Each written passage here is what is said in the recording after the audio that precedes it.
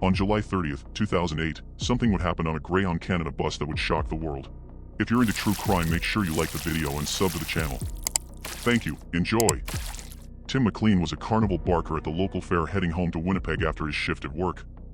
He left Edmonton on the Greyhound Canada bus to Winnipeg through the Yellowhead Highway near Saskatchewan. When he entered the bus, he walked straight to the back and sat one row ahead of the toilets. Sometime later, the bus stopped in Erickson, Manitoba, picking up new passengers, one being a tall man in his 40s with a bald head and sunglasses. Vince Lee. Upon entering the bus, originally he sat at the front but later migrated to the back to sit right next to Tim McLean. Tim barely acknowledged him, falling asleep with his headphones on and his head against the window. All of a sudden, Vince Lee pulls out a large knife and begins stabbing Tim in the neck and chest. The bus driver, seeing this, pulled over and all of the passengers fled the vehicle. A couple of men, including the bus driver, attempted to help Tim but were chased away by Vince Lee. He slashed at them through the locked bus doors. He then goes back to Tim and decapitates him and shows his head to all passengers standing outside the window. He goes back to the corpse of McLean and begins mutilating and consuming parts of his body.